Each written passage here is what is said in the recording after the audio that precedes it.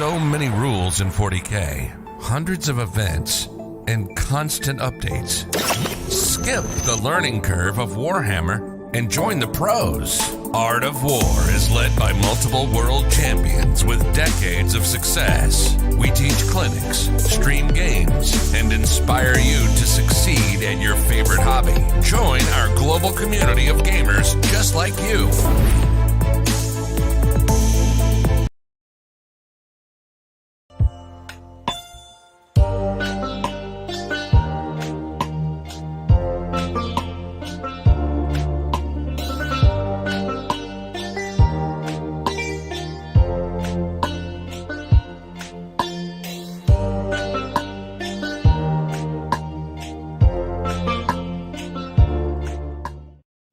What's up, everyone? Welcome back for the first Tuesday of a new year. That's right, the first tier list. And nobody to ring it into the world better Than Jack and John. That's We're right. ready. We're here for it. Thank you, everyone, for being with us today. Hopefully you are as excited as we are for a brand new tier list. We're really excited for a new year in the Art of War. We have tons and tons of exciting updates coming your way, so make sure you keep an eye on our website and the War Room. But we're excited for this. Werewolf from Chris Frozen. Ouch. I'm sure this refers to Jack. In my beard. Obviously. That definitely has not gone the Revenant over Christmas break. Hey, you know, everyone deserves a vacation sometimes. Sure. So did your razor. All right. How is everyone doing today? Hope you all are excited to chat. Jack, are you hyped for this one? Are you ready? I'm hyped for this one. I thought this one was a pretty fun topic. Mm-hmm. You know, have we done top 10 relics? I think we've done the top 10 relic pistols, which frankly there's probably a lot of overlap. There probably is. That Venn diagram's a real circle. Yeah, I mean, I'm sure it's if we did a top 10 relic list, it'd probably be 9 pistols in the finial. Right, because the finial gives them all. Because it makes all the relic pistols near you better. Yes. And that's really what you want. Yeah, so really excited for this one. Today we are talking about the top 10 Warlord traits in the game. I think we've already talked about some characters. We've already talked about some of the top 10 units. But these are the Warlord traits that like make the characters, you know? It's not just, and sometimes like you get a character and it's like, oh, but if you give him the Warlord trait, he's good. Yeah. You know, you get all the kinds of things. This is in context, right? So if a really bad character has a really good Warlord trait, it still may not make the list. Although I think all the really good Warlord traits made the list. Yeah. Mm-hmm. Sanoct the Fate Twister wants a full tier list of all 32 relic pistols in the game. Sanoct. I wrote that. I literally transcribed the stats of every single relic pistol in the game onto a piece of paper. That piece of paper is now gone. Oh my! Did you take a picture? No, maybe. God. I'm hearing Fortunate Son. I'm seeing Nom helicopters. We're gonna go back and get. We're not doing relic pistols again, or if we are, you're doing it. That's fine. All right. So what we're kind of looking for here is how much a Warlord trait elevates the character and the army around it. So it's not necessarily going to be, here are all of the Warlord traits that are in the best list in the game. It could be a Warlord trait for a bad army that really helps them out. Yes. Like that's absolutely There helpful. is one in here that's very notable. Yeah, there was one I was thinking of when I said that. I'm sure some people can guess. You know, if you have guesses about what terrible army is being propped up by a Warlord trait that will appear on this list, put your guesses in the chat. Hey, John Chaves. John Chaves is hanging out in the chat. Always good to see you. You did hear relic pistols. Yes, you did. What you do with that information, that's up to you. Tyrannosaurus Rex says that Warlord traits are interesting, but not as impressive as dinosaurs. Honestly, Tyrannosaurus Rex, you know what? The next time we get like a Lizardman release and they just give us a bunch of new dinosaur kits, maybe we'll just do a dinosaur tier list. We'll just go into Sigmar for one day and just rank all of the dinosaurs with no knowledge of how to play Age of Sigmar. I feel like we should do that, actually. Do an Age of Sigmar tier list with absolutely zero prep work. We just open the book and be like, yeah, I think this is the best. So funny. I think that because everyone would take it very seriously absolutely. in the comments. Well, it's because it would be serious. It would be very Extremely serious. I have no idea what goes on over there. I played Age of Sigmar first edition, not to brag. Oh, yeah, me I was too. like 8-1 in a local friend group without going to a tournament. I feel like I could probably win LVO. In first edition Age of Sigmar, my I forget their actual name. Oh, Stormcast Eternals. I had a Stormcast Eternals Really? army. You were a first edition Stormcast Eternal guy? Yeah. Do you like vanilla ice cream? Or is that too strong for you? I do like vanilla ice cream quite a lot. guy. But first edition Stormcast Eternal, Nick picked up Tzeentch, and my friend Jim picked up Sylvaneth. Fair. And Nick quit because my Stormcast just kept beating his Tzeentch into the ground over and over again. Teleporting archers was fun. Please tell me that this was because Nick just like already owned a demon army and didn't want to like get a new one. Of course. Okay, good. Yeah, he didn't. No new models were required. In fact, proxies were rampant. Excellent. The Brownstones made an appearance. Snivar hit us with a super chat, and I feel like we've got to go into that real quick. Snivar, thank you so much for your support. You are a hero of the channel, and our camera has gone fuzzy. Working on High it. five, camera. Oh, it didn't work. All right. High five, camera. All right, bring it back now, yo. One hop this time. There we go. We're good. My high fives. Good enough. Bring All all right. the boys to the yard. Snivar is putting in the fund for Bring Jack to Iceland 2023. Snivar, we've heard that Team Iceland, and I don't know if we're allowed to talk about this publicly, because some of the WTC chats are like pretty secret. I've heard that Iceland recently opened up a position for a water boy. Snivar, And if that's the case, we might be interested. Let us know if there's 1 or 2 openings, if it's just Jack, or, you know, if you could slot me in as well. all I know is I'm going to Iceland and I'm dojo storming you, Snivar. You're getting double-legged, clean into oblivion. I don't know what that has to do with WTC or water, Oh, but... he does jiu-jitsu, so, you know, Yeah. we're homies. Oh, right. Oh, yeah, that's true. You know It's how the it bond. works, yeah. I think we get Jack to Team Iceland, Team Iceland, the water boy. the water boy. Oh, Snivar, here's your water. Here you go, sir. Would you like a second? All right, let's get into this list. Would you like it with ice? I can give you with ice. I have ice over here. I just walk over. I have a block of ice and a chisel. Yeah. All right, let's get through this tier list. I'm sorry, was that too much? No, but it brought it home the fact that we hadn't actually started yet, and I'm like, maybe we should do this now. All right, you're here for a tier list. Let's give the people what they want. The people want a tier list on a Tuesday. So let's kick it off with some honorable mentions. You ready for this one? So yeah, we have 3 honorable mentions before we get to the top 10 list. And I actually saw this one mentioned earlier as a possibility for the best one, but no, made honorable mention. Yeah. So merely honorable mention. Let's hit Merely. it. The Knight of Mars.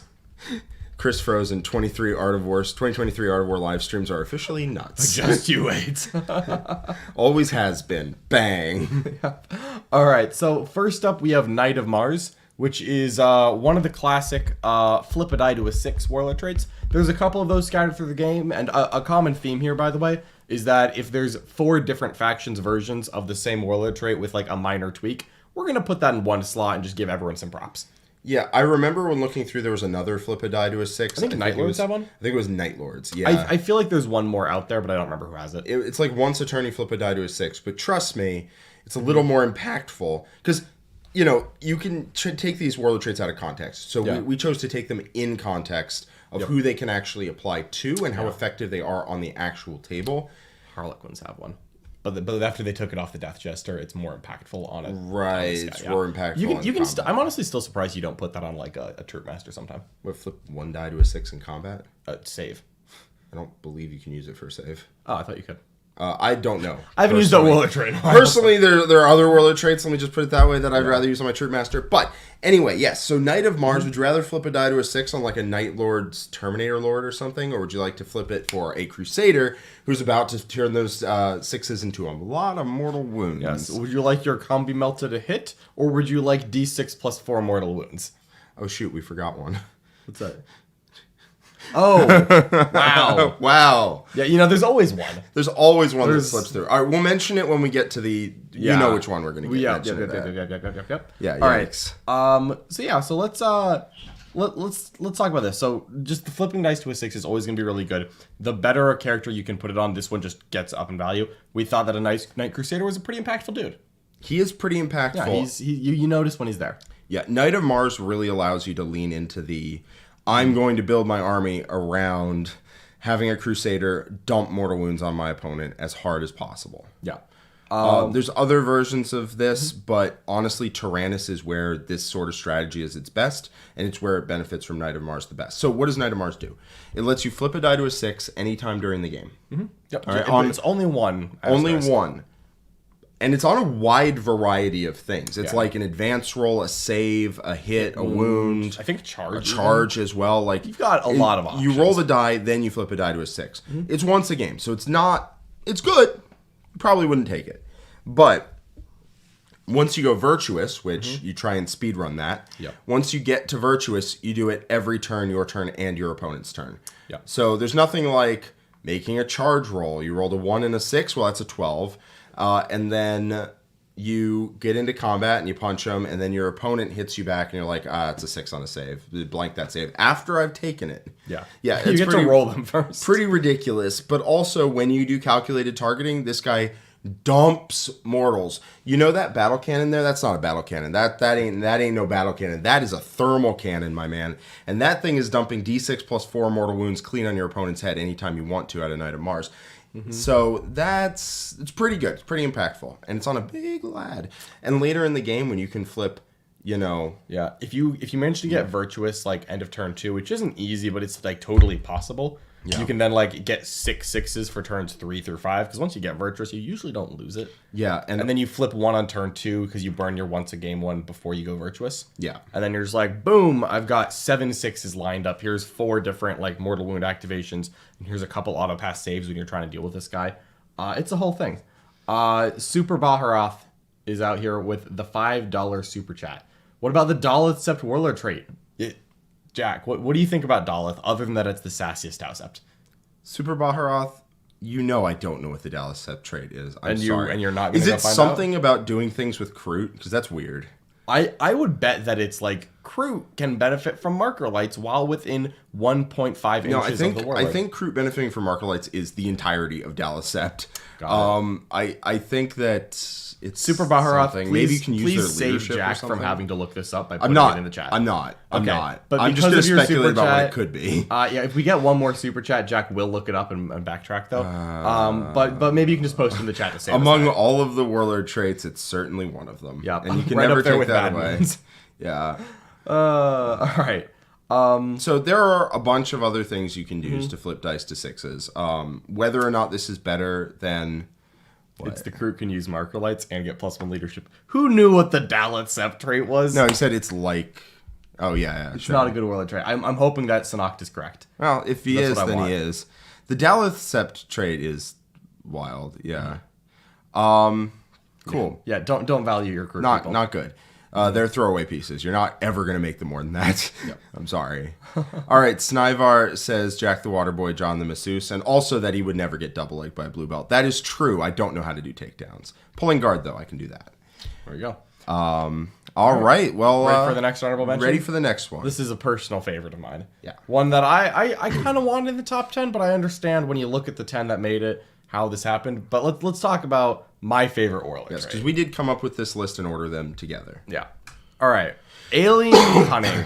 Boy, this is the Parasite of Mortrex right here. Yeah, Parasite of Mortrex, the way you sold this to me was by saying, imagine the Parasite of Mortrex without alien cunning. And I was like, oh, that guy's useless. Yeah, because you know what the Parasite does. 'Cause He's an asshole. you've only seen him with the Warlord trait. He's such a jerk. And I was like, oh yeah, let me tell you that, like, take away these 4 rules and now think about the Parasite. You're like, oh. I'm like, yeah, no, it's really a big deal. we have a problem. No, we don't. We have a solution. No, it's Super a problem. Baharoth is hitting us with a $10 super chat, asking us what about the 3 Fine. awesome. I'm looking them up. Warlord traits? I'm looking them up, okay? Does that make you happy? Is that right. what you want? Is that what you wanted, Super Baharoth? Yes. I think it is. All right, Super Baharoth, while Jack tries to find out what the Yeah, Warlord go traits on are, and on about I'm going to go alien rant cunning. about Alien Cunning, about how awesome it is, and Mr. Jack will be back when he's found the truth for you. All right, I will be tortured for money. That is what's Yes, happening that is here. exactly what I support. This is what we're all about here on the Art of War. All right, I have the Kroot Alien Warlord Cunning traits. gives you count as 5 models. Objective secured. You can action if you advanced. You can action if you fall back. The action part of it is really good on an infantry character because a lot of actions are infantry based. Tyranids don't have a ton of unique actions until you start getting infantry. But OBSEC count as 5 models is an amazing Warlord trait. We've seen other make a person OBSEC. We've got plenty of like OBSEC Warlord traits and OBSEC giving ones. And like Rights of War is also going to get like an honorable mention here, where it's a good Warlord trait that's not going to be on the list. But Alien Cunning is the best of the OBSEC Warlord traits by far, because it also makes you 5 models, and it also lets you advance in action, also lets you fall back in It's also action. a guy who's 16-inch move. Yeah, and it fly. doesn't always... He can take any Warlord trait, but this is the one that's made for him. Yes. Unyielding Anvil is great. Rites of War are great. They're very different to Alien Cunning because they give it out to other units. Absolutely. But they didn't quite make the list. But they're not 5 models, and they don't move 20 I mean, inches. they might be... Those Warlord traits might be better than Knight of Mars. Probably a little bit are, but, whatever. OBSEC's boring. We don't want to cover it. Let's go to Knight of Mars. Let's flip dice to 6 and do it. Jack, what do you... Could you rank the 3 Kroot tier Warlord traits? The 3 Kroot Warlord traits are actually nuts. Like, they're really good. They only apply to Kroot, so they're terrible. The first one is a 6-inch aura of if you target a unit within 12, they don't get cover. Solid. That's solid. That's probably the worst because they don't have guns. Okay. The worst one's definitely Kroot within 6, advance and count as stationary. So you can advance when they and shoot. Yeah. Are their weapons rapid fire or assault? Rapid fire. Okay. That's nice. Yeah. So that's the worst. They're all really good, weirdly enough. Like, they're all really, really good, but they only apply to Kroot. That's the worst. Ignores cover's the second worst. And then the third worst is whenever a Kroot unit within 6 inches charges, you roll an extra die and discard 1. It's an aura? Yeah. What? Yeah, they're nuts Warlord traits, So they only apply to Kroot. So could we do an Arcs of Omen attachment with theoretically 12 units of Kroot? And do they go up to 20 mans? I will check, but only because you did a lot of the graphics for this. Excellent. All right. While you think about that, we've got a chat from Peaches the Destroyer, who has been a member for 1 month. Peaches, thank you so much. I know the rest of the list is nothing but Space Wolves, guys. Don't worry, I can help cover it for you. As a matter of fact, we actually have Richard changed to the servitor desk, and he's desperately trying to fix the graphics after Nick, the beloved Space Wolf player of Art of War, snuck in a bunch of Space Wolf Warlord traits. But Richard is fixing those graphics, which is why I'm monologuing, to give him time to put the real graphics in. Yeah. Well, we call that scrap code. Yeah, we accidentally had 11 Space Wolf Warlord traits in the scrap code. Top 10, all of them, every single one. Yeah, Kroot go to 20. Nice. Super Baharoth has hit us with another super chat. Why? Because Super Baharoth is a hero of the Craft Worlds. Super Baharoth wants to know, Jack, obligatory Flash gets something. Flash gets, boo. What is Captain Badrock's assigned warlord trait? No, he didn't ask this. He didn't donate. You're not Fair getting enough. He did donate. It's obligatory. Okay. If Flash gets had a warlord trait, I would say that they steal someone else's relic.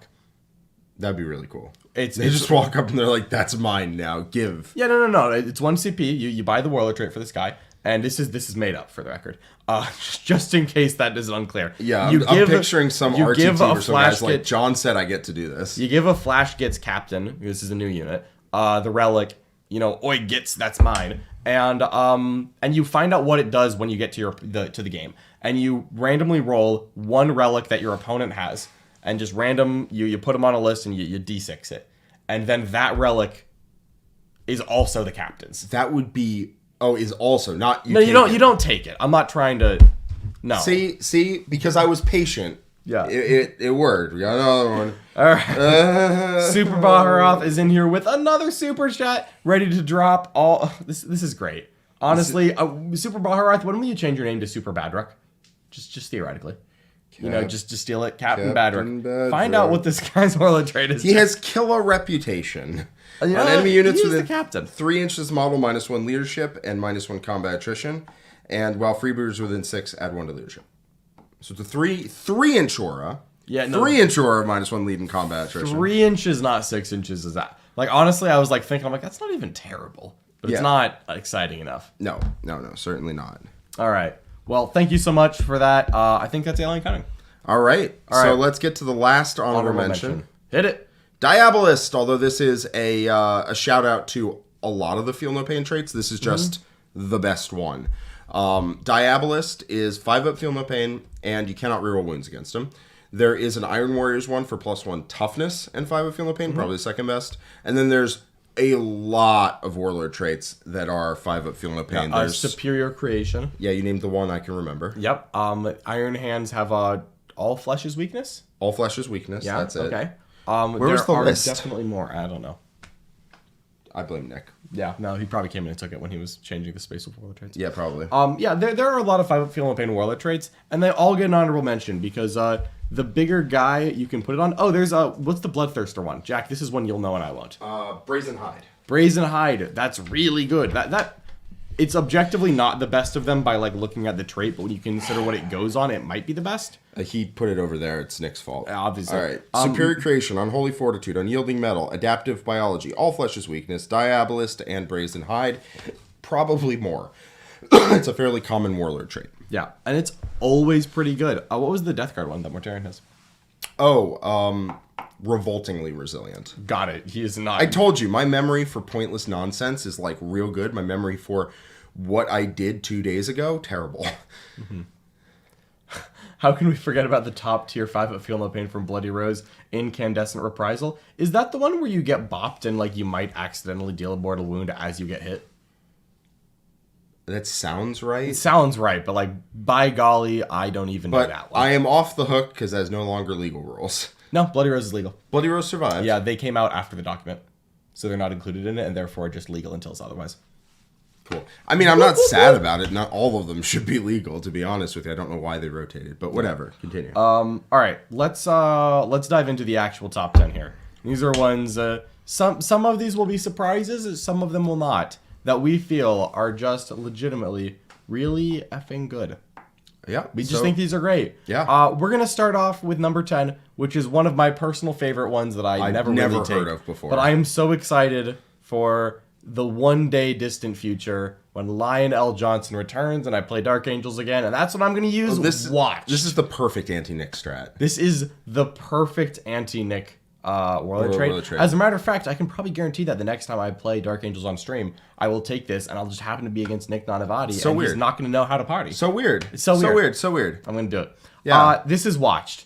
You don't know what this does. And if you do, good. But it's just not seen ever because it has to go on a Deathwing character. And this is a Warlord trait that is let down by the characters that it can go on. This would be like a top 3-4 Warlord trait if it was on a relevant character. If it was character. just a Dark Angel Warlord trait instead of a Deathwing Warlord trait, it would probably be top. It would probably be like top 3.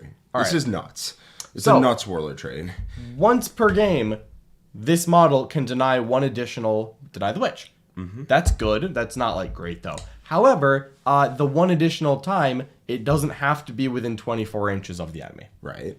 And you can deny even if you're not a Psyker. You don't have to be a Psyker to be this. This is for Deathwing. There's one, but there's not many Deathwing Psykers. And then, of course, you don't have to roll. Yeah. It just... You just... That power... Like, no happen.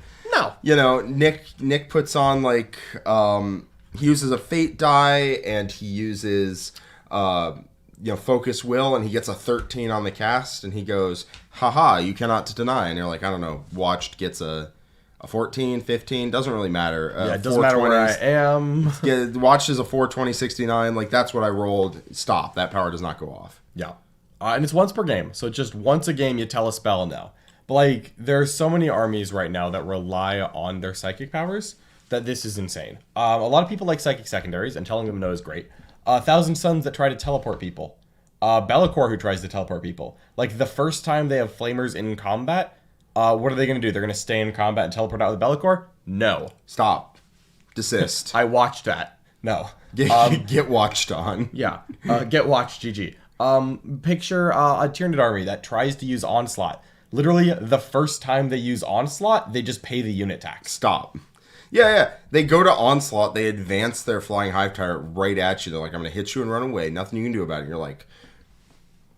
But, like, the worst thing is that because them. it's there, you just don't advance the Flyer in because he dies if you do. And then the Dark Angel player never uses Watch, and it just continues to be there. Yeah, you paid a Warlord trait, and they don't get to use Onslaught the whole game. And then turn 5, you deny like a Smite or something, and you still get value out of it. Yeah, like, Watched, Crazy Town, Crazy Pants. Watched is awesome. I mean, you still, like, lose to Nids because they're Nids, but that definitely helps. That definitely helps. I would be big mad. Honestly, Ravenwing might do pretty good in Nids. They move fast. If they also had Watched and some Mortal Wound defense, yeah, they really could. They really could. Yeah, like, no jokes. Watched is super crazy because there's plenty of psychic powers where your opponent pre-commits units. Yeah. And then you get to stop it. Even if that's not the case, there's plenty of times where your opponent wastes an entire turn because they don't get to quicken into or out of position. They don't get to, warp time with whatever the new one's called, temporal surge. Temporal surge, yeah. They don't get to temporal surge. Oh, you guess you don't get to the angle that you need to shoot me this turn. Death. That sucks. Oh, you can't teleport your guys this turn? Guess that's an entire turn where I get a 12 and I sit here because you can't get the mobility you need. Yeah. It's crazy, and if your opponent tries to play around it, you get value for multiple turns. Exactly. So let's talk about some of these chats in the chat, because these are important. Shackleton Mangrum has been a member for 7 months. Thank you so much for your support, Shackleton. And they've got a question. They've been a bit out of the loop. Are there any rumors about what will happen to Necrons in the new pack? And how should Necrons deal with guard mortars?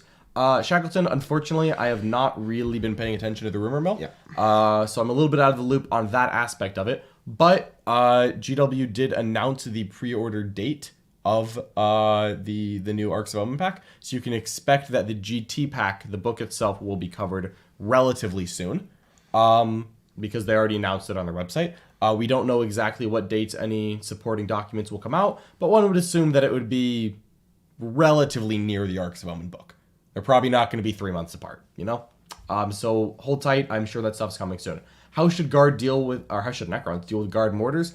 When in doubt, by trying to outscore them. Guard mortars are good. I don't think they're going to table a Necron army in short speed. No, Necrons are one of the armies that is most resilient to guard mortars. They're shooting out a line of sight. You have a lot of units that are toughness 5, so they're wounding on 4s. They're wounding on 3s if you have Creed, but generally Creed's not going to be giving her thing to all 3. And we're assuming that the indirect penalty is in effect for guard. Yeah. And that just helps it out. I would assume so, which means you're probably going to be taking 3-ups against this, and then you just lose like one guy to all 3 of them, and then Technomancer him back. It's all right into Scarabs, but not good. Especially because if they try and nickel and dime you have one guy on one side of the wall and the rest of the unit on the other, you just pull the front guy and then res him back on the objective with a spider, and you're fine. Yeah, no big deal. Yeah. There you go. Necrons are actually positioned pretty well to deal with guard mortars. Other armies, less so. Eldar get tabled, but Necrons are fine. There we go. Peaches the Destroyer says with a $5 super chat. Thank you so much, Peaches the Destroyer.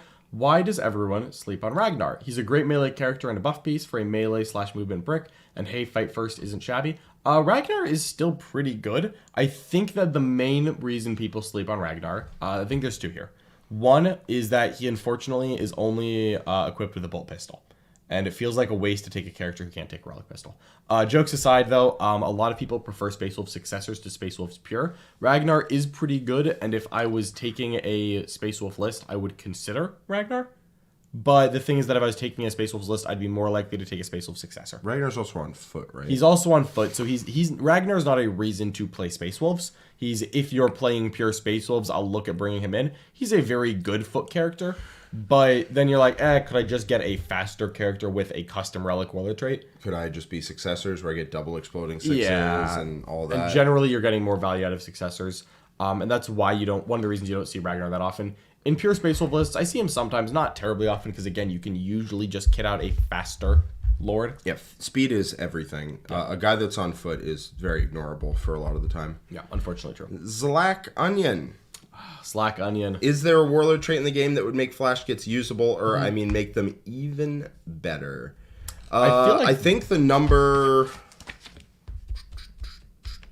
6 on this list would be where you want to look. So when we get to number 6, I think you. Yeah, this is assuming that flash could steal warlord traits, right? Assuming that they steal. Well, no, they steal relics. That would make more sense. But I'm just saying, if they happened to acquire a warlord trait, that were to help. If they could just pick one anywhere in the game, Yeah. I think number 6 would be what we're looking for. Peaches the Destroyer is here with a truth bomb. You know what he can't deny with Watched? Ragnar's sword Frostfang. That is true. However, I'm pretty confident that the Lion once knocked out Russ by punching him in the chin. I'm not getting in the middle of the weirdos who have arguments about Dark Angels versus Space Wolves. It's really not much of an argument, actually. So that's good. Yeah. That's what they always say before stuff. That's what they always say before getting stabbed by Frostfang. Yeah. Finally, Ricky Chow in the chat. Thank you so much, Ricky Chow, for that $5 super chat. You are a hero. We appreciate it. Ricky Chow just had to say, what's up? Love you. Talking a lot of smack for someone in Frostfang in range. I'm in heroic intervention range. Thank you so much, Ricky Chow. I really appreciate it. All right, let's power through it. We've got a lot left. So let's hit with one of Jack's favorites. You ready? Oh, this is one of my favorite warlord traits of all time. Hit it. Gift of Foresight. This is Blood Angel specific. It's from their supplement. You don't see it very often, which is wild considering this Warlord trait is gross. Like, I think half the reason you don't see it very often is because people mentally edit what it says in their head. I know I did the first time I read it. I had to read it twice. So here's what Gift of Foresight reads. Every turn, which means your turn and your opponent's, you get to reroll a hit, a wound, and a saving throw every turn your turn and your opponent's. That is stupid. The reason I think we don't see it is because people read it and go and think the and is an or. Like every other Warlord trait? Like every other Warlord trait that gives you a reroll, they go or, you get to reroll a hit, a wound, or a saving throw, and then you look at it and go, this is, the meme of, this is worthless.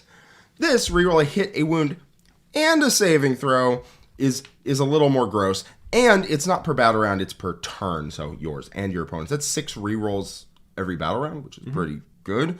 In addition, it's in a way you want. Honestly, most characters hit on 2s. In Blood Angels, they mostly wound on 2s, which means that's very close to reroll hits and wounds whenever you hit on 2s and wound on 2s, because it doesn't compensate if you roll like 4 1s, but if most of the time you roll 1-1 to hit, reroll that hit.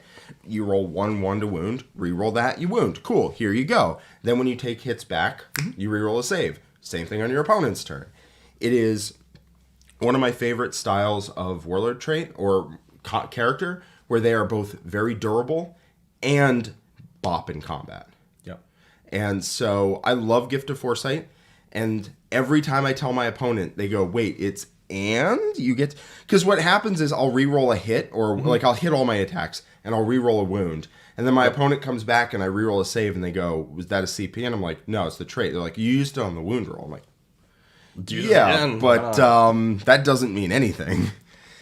Yeah, that is one of the crazy things because there's 7 different versions of this Warlord trait. Yeah, there's an Inquisition one which no longer exists. There's a Tyrannid one, and the Tyrannid one's one you actually see taken. The Tyrannid is reroll 1 hit, wound, or save per battle round. Yeah, which is reroll 1 dice per battle round. And yours is reroll 6 dice per battle round. It's up to. You're not always going to. Yeah. But once you're stuck in, you will be rerolling a hit, a wound, and a save every turn. Yeah, it lets you make the reason I have it here on a Permanent Chaplain and Bike is because it's my favorite combo. And with the Arcs of Omen detachment, maybe starts coming back in my lists. I don't know. But you can make him very, very durable. You give him a combination of Warlord traits and relics where he is super tanky and he runs into squads and just ties them up, and because he's a Blood Angel, he still hits. Yep. And then Gift of Foresight is what that entire thing is hinged around, because he just wouldn't hit as reliably, wouldn't wound as reliably, and would be way easier to kill without Gift of Foresight. Rerolling a free save, just why not, right? Honestly, if this was just a generic Warlord trait in any book, I'm pretty sure any army that wants combat characters would take it. I cannot think of an army in the game that would not take that Warlord trait. Yeah. I cannot think of a single one. Yeah, it's I think GSC wouldn't take it, but that's it. If I could make, only because you can't give a Warlord trait so much GSC characters. Oh, right, yeah. If you could give a Kellamorph this, I would take it. Yeah, if you give Kellamorph this, definitely take it. Yeah, but for sure. But you can't take Warlord traits and Gene Killer Cult, so whatever. Yeah. All right, let's move on to the next Gift one. Gift of Foresight is great. Is nuts. Yeah. Let's hit the next one, and the next one is another Jack special over here. Player of Twilight. You can't really say that you invented a lot of things. Yeah. You really can't in 40K, but I think I at least pioneered using Gift of Foresight and Player of Twilight. Because, and maybe that's the reason they're on the list. I just love those Warlord traits. I mean, the next one is something you like quite a bit. Player of Twilight reads very simply. If you roll 4 or more dice for your fate dice, or for your luck dice, you get a CP. Yeah. That's simple. It also has a second clause where if you use CP on a 6-up, you get it back. Yep. Or anytime I believe, or your opponent uses CP on a 6-up, you get back. There's an argument that you get both halves of the Warlord trait. I personally always play it as if you do not, because you've generated a CP. Yeah, there's a wording argument, but I think intent-wise, it's. I think they want you to decide which one you do. Either way, this one just gets you a CP a turn. Yeah. Period. There's no rolling for it. There's no, I didn't spend this turn using a lot of strats, so I didn't regen it on a 5+. No, you just get it. Period. And rolling 4 luck dice is really not that bad compared to 2 or 3. It's a lot better than I thought it was. I thought 4 was basically sacrificing your luck dice for CP. That's not the case. Yeah, no, Player of Twilight's really good. The CP regeneration that you get, there's a lot of different CP regen traits. All of them are pretty good. They're all a little bit different. This one comes with the option to guarantee yourself a CP. Yes. Where sometimes the criticism of a CP regen trait is, oh yeah, I just never roll 5s, which, you know, Nick sometimes says he rolls bad, and we're like, okay, Nick, sure. Yeah, okay, Nick, let's get you to bed, Grandpa. But no, this is probably the best of the CP regeneration traits. Yeah. Because it gives you the option of, sure, you can just roll for every CP like a normal person, or you can just say whatever and just slam down, like, I'm going to get the CP. Yeah, and rolling 4 luck dice is not... It's not bad. It's worse than rolling 2 or 3, which weirdly enough are identical. But it's not that much worse, and you get a CP every turn. 100% a deal. Especially in that army that lives and dies on its CP. Yep. So, love me some Player of Twilight. Another criticism is, like, it might not be that you think that you roll bad on the 5-ups. It might just be, well, turn 1, I don't use that many CP, so I'm not regenning there. I spent 1 on the trait. And, you know, if I miss it another turn, suddenly I might be gaining only 2 net. Yeah, and I'm and gaining not it at the right later. time. And I'm gaining it later in the game where it matters less. Player of Twilight makes its money back turn 1. And then from 2 through 5, extra CP. Yep. Player of Twilight is pretty great. Pretty good. So, But it's not as good as the number 7 on our list. I do like number 7. Yeah. Ready for it? Number 7's pretty good in context. Number 7 is one of my favorites. I know. This is one of those Warlord traits where, you know, some of them are like, yeah, this or the 7 different versions of it. This one stands alone. Aura of Terror. It's honestly my favorite part about Chaos Knights. Aura of Terror is just the best. It's one of those Warlord traits that can only go on a big boy. We pictured an Abominant here because he's got a dope model. But Aura of Terror is whenever you're in dread range of this Warlord, roll an extra dice on your dread tests.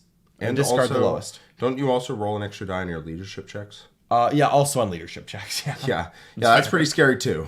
Yeah, and considering that, like, Chaos Knights are like, take a dread test every time you attempt to check your cell phone while within 12 inches of my army.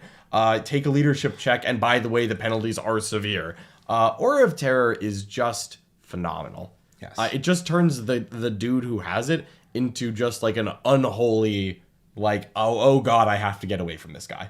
Yeah, Like there's nothing as... Yeah, like there's nothing in this game as scary as you're within 12 inches of the big boy, you cannot re-roll your dice, take the dread test. yeah, It's just like, and you make your opponent take it, which is the most satisfying. That is the most satisfying part because it works on people who roll well. I don't roll super high, but like hand the dice to sometimes saves. you're like, I don't know, Richard, I bet you can't turn off your 6s, and he's like, 12 mortal wounds? I'm like, child's play. Yeah, no, Aura of Terror is nuts because if you're near that guy, I mean, I'm gonna say the word nuts a lot. I imagine. Yeah, it's If you're near that guy and you want to charge, well, you probably don't. If you're near that guy you want to shoot, well, I hope you like shooting him. yeah.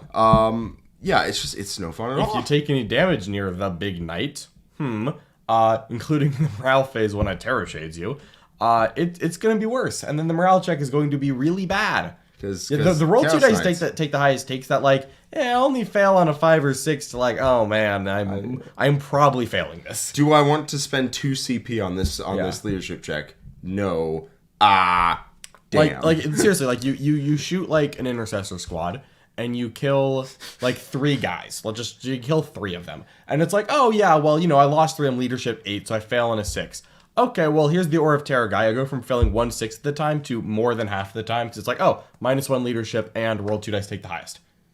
Yep. It's like, suddenly no. I'm going to be losing people. Or in a big fight turn, suddenly your opponent's taking a lot of nasty leadership checks across the entire army. And suddenly, like, failing on a 4 for, like, 4 units does not mean 2 fail. It means 3 fail. Yeah, and then the penalties are severe because lol. Yes. Dread tests. Yeah, there's a cult of inspiring leader in our comments that I do not want to address, but Aura of Terror does, in fact, step on inspiring leader. All right. How much must we donate to make John buy a razor? I have a razor. I have an electric one. How? It's fully charged. This is an intervention, John. Maybe not, though. This is an intervention. Shags to Mangram at least $100. You know what? I like that answer. All right, what do we got? What we got next could be the best Warlord trait in the game if it was on like any other army. It's really close. Like if we're just talking trait in a vacuum, don't think about who it goes on, really might be up there. This one's like this one legitimately could be number one if it was on any other army. Like any other army than this one, and you get this, I just hit it. Hit it. Arch Contaminator. It's an aura. Nick keeps thinking it's a select one in the command phase. I don't know why. It's an aura of units within, I believe it's 3 inches. Might be 6, but I believe it's 3. I believe it's 6. 3 is to turn off auras. This is 6 inches, yes. Yep. Yeah. It's a 6-inch aura of plague weapons in combat, reroll wounds for units within 6, and shooting plague weapons, reroll wounds against enemies within 12 inches. All their best weapons are plague weapons. Yeah, no, it seriously is a cranked Warlord trait. A lot of their good combat, and this is even better now that their weapons are free, by the way, because plague weapons are usually not the default weapons on some of their stuff, but you can take them for free now on Plague Marines, and then a lot of characters have plague weapons, because I believe it's core or character. I'm not confident. I think it's just Corks. I don't think Stupid Flamer Man gets reroll wounds on his Flamer. Mm-hmm. Fair enough. But it's still, even if it's just core, Plague Marines getting all of their plague weapons for free is massive. Rerolling wounds is awesome. The fact that it's also within 12 inches shooting is really good, because Death Guard like getting close to people anyway. Yeah, 12 inches is the range where you're getting shot by most of the plague weapons anyway. Like, look at the Flamer gauntlets on the Death Shrouds, right? They're strength 3. Inches. They're strength 3, 12 inches, garbage. Oh, wait, they reroll wounds. Whoosh. Yeah. And your -1 toughness. Yeah, no, it's crazy good. Like, Arch Contaminator is insane. I think I've convinced myself this is the best Warlord trait in the game in a vacuum, but in context, it's number 6. Yeah, honestly, that probably is true. Yeah. Because it's on Death Guard, because Death Guard are a fairly limited faction. I mean, it gets a little less valuable, but like, woof, man, this Warlord trait is crazy. Obviously, we're assuming that the distribution of plague weapons in whatever army we're theoretically porting this over into would be around the same as in Death Guard. Yeah, which is basically their unique weapons. Yeah. Like, if this was industrial weapons in Genestealer Cult, like, oh my god, dear God, oh my god, can you imagine if Tau got this? No. Can you imagine if Harlequins got this and all their kisses and embraces and stuff rerolled wounds now? I still can't imagine that. It would be insane. Demons, just like all demons rerolling wounds in an area. I don't want it. Can you imagine that? Flamers rerolling wounds? None of that. Yeah. It doesn't ring a bell. Best Warlord trait in the game, I think hands down, but it's on Death Guard, and Death Guard's like the worst army in the game. Alas. Yeah. All right, so let's hit up number 5. And then after number 5, we're going to give an honorable mention. Yes. Yes. All right. Number 5, we're going with the new kids on the block. They may be short, but you know what? We still value them. And this is a long list for the Leagues of Votann. A long list. This is a cranked Warlord trait, honestly, and all of the ones we're talking about now are. A long list not only buffs the character, it buffs the whole army at the same time. So it has 3 bullet points. First bullet point, the character ignores cover. Second bullet point, the character can shoot at characters. Ignores Lookout Sir. Didn't even know that. Okay. Yeah. Third bullet point, anytime at the end of every phase, every single phase, anytime any enemy unit dies while it has at least some amount of grudge tokens, you can just give a grudge token to a unit in line of sight. That's really good. Every phase, John. There's only 2 phases that Votann do damage in, but not to mention that you have the option to take a gun on this guy, which is 4 shot, strength 4, AP 2, damage 2 that shoots out to 28. If you're in Emir, shoots out to 28 inches, and if you're within 14, is AP 3. And auto wounds you if you have judgment tokens. So you combine that, and this guy literally just teleports around sniping out characters. And anytime anything dies, guess what? Boop, you have a judgment token now, get shot. Yeah.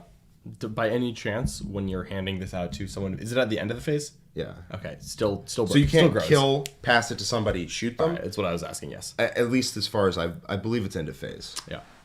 All right. So before we move on from 5 to 4, we forgot a Warlord trait. We did. The chat called us out.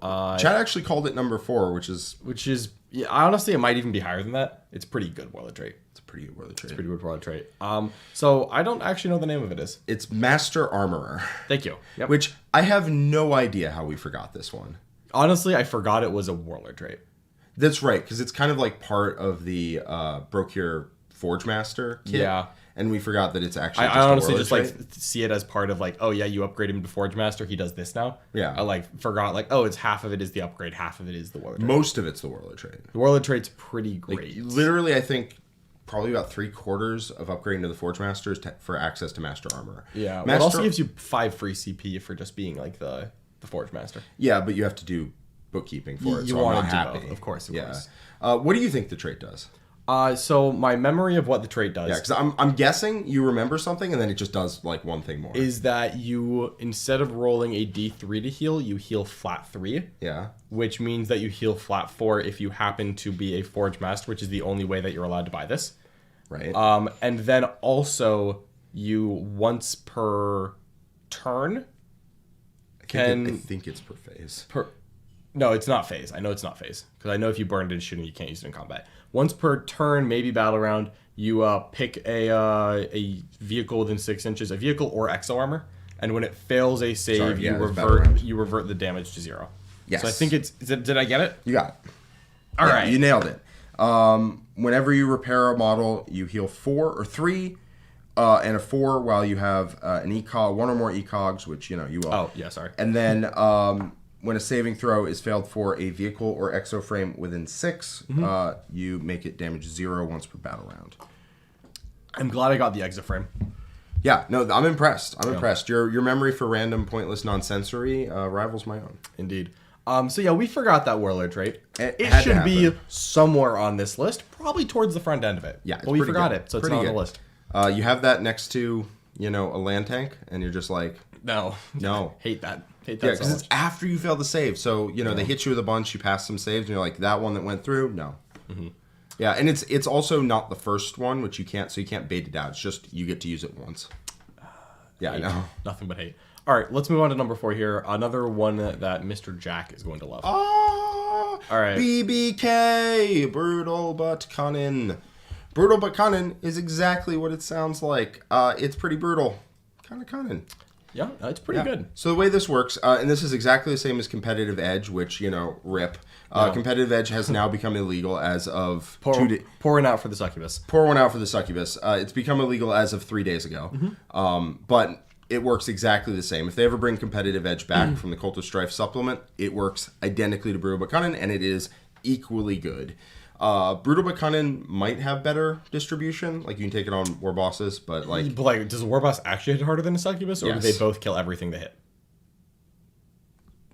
True. Yeah. The succubus doesn't kill vehicles, and trust me, BBK guys kill vehicles. Sometimes. They put them to sleep. So, what does Brutal But Cunning do? Every time, it's one bullet point. Every time an attack that you make does not reach the inflict damage step, you get to make an attack again. Simple as that. All right, that doesn't sound that bad. Well, it just means you get a second try on all of your attacks. And Brutal But Cunning's a little better than Comp Edge in that case because you get, in Goffs, you get exploding 6s or exploding 5s, which then you get more dice to try a second time. It's pretty gross. Pretty good, yeah. That's pretty strong. Let me put it this way. The Beast Boss on Squigosaur hits decently hard. Not like a hard hitting, not like really hard hitting. You hand that guy Brutal But Cunning, and even with AP2 into Armor of Contempt, he still picks up a 7-man Sanguinary Guard squad when he fights them. Yeah. They get 3-ups. Does not help them. He hits pretty hard. It's kind of brutal. He hits ludicrously hard. Brutal But Cunning takes an average damage character to one of the best damage characters. Like, most consistent, because you essentially double your number of attacks. It doesn't quite work like that, but because you're rolling so many more dice and you get second try on any attacks that don't work, It's just incredibly consistent that you do your damage. Yeah, it's really, really good. It's really good.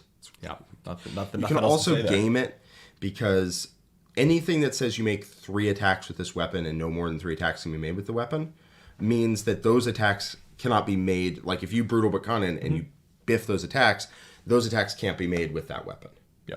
So on Beast Boss on Squigosaur, doesn't help with the Champa Jaws. You don't get to Champa Jaws again, which you would like to do, but you don't. He has to use his huge Choppa or Beast Choppa or whatever it's called. It's pretty big. It's a large Choppa. It's not Headwappa's Kill Choppa, but it's pretty good. But if you take a Killer Claw War Boss on foot, you can give him an Attack Squig. And the Attack Squig has 2 attacks, and only 2 attacks can be made with that weapon. And it's kind of garbage, like Strength 4, Strength 5, AP 1, 1 damage.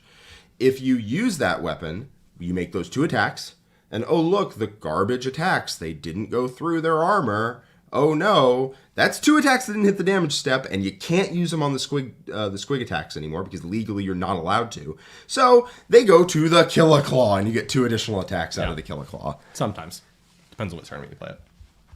Yeah, rules is written, that's how it works. Yeah. Sometimes people... GW events rule it that way, but the front lines didn't. I mean, in that case, if they make you make the extra attacks with that weapon, you just play the Beast Boss on Squigosaur, and then the Squigosaur gets Brutal but Cunning on his Champa Jaws. No, they you just lose the attacks? Yeah, the Chomps don't do anything. The Choppa goes more into Choppa. It still hits ludicrously hard. It's ludicrously hard. Okay. You're going to be right on that one. Rules is written, that's how it works, and in GW events, that's how it works. I didn't know about ITC. So, Brutal but Cunning, pretty good. Yeah. Let's hit the next one. John Lennon looks like a Roman coin. Honestly, I'll take that as a compliment. Actually, let's hit another one with a new character with an old Warlord trait, and this is Master Tactician, which is one of the many ways to redeploy. There's a couple of them. I think Master Tactician is the best one, and also I wanted to get Creed on the slideshow. Yeah, it's really what was important to me. I mean, there's other ones. There's Lord of Deceit, I believe, from Space Marines. No, or Lord of Deceit's from Space Marines. It's Master Deceiver or something. From who? From T-Sons. Oh yeah. Yeah, from Cult of Duplicity. Yeah, it's Master Duplicator, I'm sure. Shut up, you. Duplicalibrator. Stop. It's enough when I have to deal with Nick saying it. It's way worse when I have to deal with you. So this is one Exemplar of the Callion is another one, but lots this one's of probably examples. the best. This is the best because it's just no frills. It's redeploy 3 units. And it's because it's a Warlord trait, it's basically a 1 CP pregame guaranteed redeploy instead of a lot of armies that have a 2 CP decide in the moment redeploy. I like this better because I like redeploys all the time. Yeah, you redeploy. I like Master redeploy. Misinformer. Master Misinformator. Misinformator is actually a word. Don't even pretend. Misinformator? Yeah. No, it's not. What's misinformating? Informatting. All right. It's just not a word, and I hate that you're trolling me. Master Disinformator? Oh, this is great. Jack's lit up. Anyway, redeploys are awesome. Redeploy is one of the best stratagems of the game when you get access to it. People will literally change sub-factions to get access to these kind of things. Not a word. In this case, Master Tactician is one of the best ones. It also happens to go on some really good cheap characters. This is one where it doesn't really matter who it goes on. It's just, do you get access to it? It affects the army. Great. In this case, I like Creed as an example because it's her set Warlord trait. Yep. But it's just good in general. Exemplar of the Callion is one of those Warlord traits that you just take in Tau Empire because it's amazing. Master Tactician is one of those traits that I think that when Guard is actually allowed at a tournament in checks notes a year. Who knows? Like, honestly, guaranteed they're going to take it. Pre-order, like who knows? It could come out in a year from now. I think that just redeploys are fantastic. They're phenomenal. Any army that can take them. Like I cannot think of an army that has the option to take a real redeploy trait that isn't Blood Axes and then doesn't. Yeah, the Blood Axe specifically one, not Blood Axes because that doesn't matter. Honestly, I'm so sad. I'm going to talk about the Blood Axe one. It lets you redeploy 3 units. Yes. Yeah, after you 2 have deployed, but before you know who's going first, which is, I don't even know why they wrote that rule. Like, I really don't. What's the point? Master Tactician, all of the other redeploys in the entire game are after you know who goes first, which is the important part. Yes, that's the whole point. Actually, I don't really care about my points deployment when I deploy, honestly. I usually deploy my whole army. I'm like, yeah, I don't care where you go. Yeah, I just deploy my army where it's going to go. Deploy my army in the safe spot, redeploy out of the safe spot if I go first. Out deploying your opponent is just not a thing. Yeah. Like, really, you can. It comes up like once in a blue moon, but it really doesn't. No, Granites get to pay points for it. An awesome thing to pay points for. Yeah, and something we're considering might be a top 10 points upgrades. Yeah. That's interesting. Nanya Bidness says that John is a master misinformator. It's master misinformer. Misinformator is not a word. I looked it up. A word. Maybe it's master disinformator. Have you looked that up? I looked both of them up, John. I hate you now. That's great. Necrons have to take a 300-point Catan that does it. And yet some people still do because redeploys are that good. Tyranids don't have redeploys. If they did, I would play literally High Fleet Hydra for a redeploy, just so we're clear. They used to. Leviathan did. The Leviathan did. Tyranids used to have it. Yeah, but they don't now. Sad. So anyways, I really like redeploys. I know. You're the reason this is so high on the list. Can't say you're wrong. I probably would place it a little lower, but their redeploys are good. John builds armies around redeploys. Yeah, it's because if I ever bank on a roll, I just lose it. So I just go for redeploys, be safe no matter what. I can't deploy the line and go first. Same thing. If I bank on the roll, you just roll a 6. I would never. Every time. The go first roll, I'm pretty good at. So now we're going to reveal number 2. Mm-hmm. Number 2 on our list. When we do, I want people in the comments to guess what number 1 is. I'll be curious to see if people can get it. Honestly, it's the one that both of us thought of when we thought of what number 1 was. It's definitely up there. Yeah. So give it your best guess. And number 2, Precision of the Hunter. Yep. There's Righteous Rage. There's Rage. Endless Hatred? Hatred Eternal. Hatred Eternal? Precision Hunter. There's a lot of different reroll all your stuff. Yeah, reroll all hits, all wounds. Righteous Rage is only in combat, which makes it significantly worse. Still very, very, very good. It would make top 10, but because all the reroll all your stuff, we're kind of lumping them all in together. Yep. Hatred Eternal also, but the most you can get out of the shooting half of that is a blast pistol. Yeah, I think so. It's still great because you reroll all your hits and wounds in combat. But wouldn't it be great if you could reroll all your hits and wounds in combat on somebody who has a combat weapon, and reroll all your hits and wounds in shooting with somebody who has real shooting weapons? Yeah, that's a Tau commander right there. Combat doesn't matter nearly as much as rerolling your hits and wounds in shooting. But sometimes you give a guy like the Onager Gauntlet or a Relic Flamer, thermoneutronic projector. Sure, yeah. You just go in. This guy, every Tau list takes this. Yeah. You can skip out on Exemplar of the Callion. You can. You shouldn't. You shouldn't. If you're playing planes, you need it, period. But you can, outside of planes, you can skip out on it. Yep. You can skip out on, I wouldn't, but you could. You can skip out on Exemplar of the Montka. You can skip out on all of that. Every Tau list has Precision of the Hunter. Every single one. Yeah, it's so stupidly good. It hits so freaking hard. Disinformationist. I think that might be the right one. I will strangle you. Unlikely. No, you're the disinformator. So Precision Hunter, all the reroll ones, it's just pick a character who's good at a thing, make him way more reliable at it, and enjoy. Be it a combat character who absolutely bops like Morven Vol, or an Archon with a Jin Blade, a Tau commander with guns and combat. Drazar, yeah. Drazar likes his Warlord trait. Ask Anthony Vanilla how he feels about Drazar's Warlord trait. Yeah, he gets big mad when I hand it to somebody else. But yeah, the reroll all your hits and wounds is just crazy town. Honestly, Brutal but Cunning is better than Hatred Eternal. It's better than Righteous Rage, in my opinion. It's not better than Precision of the Hunter because it goes on a Tau commander who shoots you with 1,000,000 guns from not within 1 inch of you. Yeah. Or within 1 inch of you if he wants to. It's all spooky. Yes. All right. All scary. All right. We've gotten a couple chats in there. Some people actually, I think, know what we're thinking. Yep. I do want to make a very honorable mention for Seeker of Perfection off of Borkan. Yep. Warlord trait, real good. All of his guns get an additional point of AP and 6s to wound mortals. Seeker up to of 3. Perfectionator.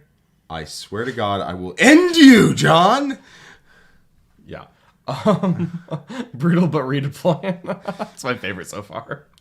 Master of Gaslighter, how about Iger Shackleton? Brutal but disinformator. It's Master Misinformer, John. All right. I don't think that's what the trait is. I think the trait is Disinformator, and they just like making up words because it's Siege. I think I just made a word for it. Can you go to a break screen for a second? All right. So I may assault you physically. Let's get number 1 in there. All right, let's do number 1. Final one. If any of you can read the future in the chat, well, congratulations. It's Foot in the Future. Foot in the Future. I only saw guesses for Foot in the Future. Yeah, that was a pretty common guess, and I was like, oh yeah, no, maybe it's because this Warlord trait is crazy. This Warlord trait's bananas. Would people have thought it's number 1? Maybe not, but if it's not on the list, well, that means it's number 1. Yeah. Yeah. Foot in the Future is very simple, but so good. So broken. Foot in the Future has 2 bullet points. First bullet point, you advance to D3 plus 3 instead of D6. Yeah. It's pretty good. That's Why that's are a you good trait. pulling up I was just curious. the rules for Thousand Suns right now? I was just curious what they actually called the Warlord trait. They called it Misinformator. The word's Misinformer. I'm just curious. Yeah. Not a word. Not a word, John. Misinformator. Not a word. Misinformation. That's a word. That's what it's showing right here. I'm sorry. Did you mean misinformation? That's what Google's asking. Showing results for misinformation. Would you like to search instead for misinformator? I think you're misinforming me, Jack. But the chat thinks that it's a disinformationist in the future. So for the future, good Warlord trait, right? Takes a troop master and makes him go zing. Yeah. So I didn't get through my whole thing before you started distracting me. Mm-hmm. So yes, he advances D3 plus 3 instead of D6. That's pretty good. And he charges at plus 6. Not one of the dice is a 6, although that would be a great Warlord trait too. Charging like D6 plus 6 is like what it sounds like it does, which is like, it's an honor the prince. Right. It's a really good stratagem. I think we had that as one of the best stratagems in the game. Yeah. This is not that. If you advance D3 plus 3 and charge D6 plus 6, that might still be the number 1 Warlord trait. Definitely a top, like a very good mention, depending on what, even for Harlequins, like, who have a pretty good combat character. Yeah. It's really good. Yeah, it's not that. It's 2d6 plus 6. And yeah, you can't declare charges outside of 12 inches. Yeah. But if you do declare a 12-inch charge, you will make it on a 5 on 2d6. Yeah, those 11.9, I need to roll a 5. Done. It's like, ugh. The worst part of it is when, like, they're within 12 of you, but there isn't a landing spot within 12. And they're like, that's fine. I'll just roll like a 6 and like yeet 13 inches over the trenches. Because you can move like 16 inches on the charge. Yeah. You just can't declare outside 12, so you just go. Yeah, just flip belting over people. This thing is so good. Yeah, when you pass an 11-inch charge 83% of the time. And then use the CP reroll. And then you have a CP reroll. Yeah, it's strong. It's very stupid. Yeah, no, it's Fit in the Future is good. And because you don't need a Warlord trait to make a Troop Master combat boss, a Troop Master with a Relic is generally a really good combat unit. And he also has a points upgrade that helps him out too. Exactly. Veiled King makes him win on 2s. It's more my point that like this isn't a damage dealing Warlord trait, but there isn't a Warlord trait that you need to deal damage with Harlequins. You can get there through other things. Yes, which is nice. Foot in the Future is absolutely cranked. Movement wins games, and having a guy who needs his max charge range is 29 inches. His automatic charge range is 24 inches. Out of a boat, right? Out of a boat. Yeah. His automatic charge is a 24. If you're within 24, he's charging you, period. Even if he rolls nothing but ones. CP rerolls it, nothing but ones. If you're within 24 inches of that boat, he's charging you. And it doesn't get less crazy from there. His average charge range is like a 26. I think it's like 26. No, that's 28. The advance roll. The advance roll, if you get a 5 on the advance. Yeah, it becomes crazy. Yeah. No, because it's D3 plus 3. So if you roll a 3. A 1, it's not bad. If you roll a 3 on the advance, you just need a 5 to make 28 inches across the board. It's very stupid. Yeah. It's also good. Like, honestly. Yeah. Yeah. Any melee army would take this Warlord trait. Any melee army would take it. Yeah. Period. Like, even the ones that don't advance in charge would take it. I would just take charge. Most armies would take this just to get a character where you want him to go. Yeah. Because he goes insanely fast. You do need advance and charge to really unlock this. But it's still so cranked. But, like, if you have failing advance, charges is real good. Yeah, just having a guy go, yeah, you're within 24 inches of me, you're getting charged no matter what. And if you're within 27 inches of me, even if I roll a 1 on my advance, I'm still charging you on a 5. Pretty strong. Yeah. All right. I think that wraps up our top 10 Warlord traits. Yep. I think that was it. But you know what? Those are some good Warlord traits. And I was sad looking at some of those. I'm like, man, I wish my army had that. There's a lot of those where I'm like, huh. Yeah, I kind of want to play with Precision of the Hunter now. Wouldn't mind having that. No, that's never where I went with that. It's never where I went with that. At no point did I think, boy, I would be a Tau player. No, that's not me. But that's okay. So that's about going to wrap us up. We appreciate everyone watching and supporting us. If you're perhaps wondering how you could get even more Art of War content, stay tuned to this very same YouTube channel. This week our schedule is a little bit cut off because we're returning from New Year's Eve. We're returning from the holidays. But we've got plenty of exciting things planned for the upcoming weeks. Next week will be full speed. So make sure you check out our website, theartofwar40k.com, where you can become a member of the War Room. And also check out our YouTube channel. And if you haven't given us a like, by the way, you know what? Now's the time, right? You know, here's the call to action here. Give us a like, put a comment in saying whether or not you think I should shave my beard. Ricky Chow, $5 super chat saying, just saying, I said I love you, and y'all never said it back. That's true. He did make a $5 super chat. I thought I said I love you. Wow. Ricky Chow, I am sorry. I'll say it twice. Ricky Chow, we love you, and we appreciate it. Jack? I love you. Thank you. I love you. I love you. I love you. One more time, and Ricky Chow's going to appear in our mirror, and it's worth it, because I love you. Ricky Chow. Thank you so much, Ricky Chow. I love you. Oh, all right. Interesting. All right. Never talks that way to me. Nah. All right. Of course not. So, we really appreciate it, Ricky World Chow. leaders with foot in the future. Yeah, a Ricky Chow CSM felt demon kind prince of with foot in the future. disinformed because of that. Disinformated. Ricky Chow, I now hate you.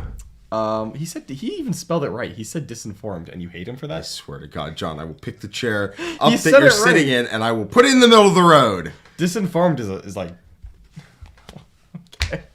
All right. So thank you so much, everyone. As always, check out the Worm, check out the rest of our content. We really appreciate your support. Put it in the comments, put it in the likes, share it with your friends.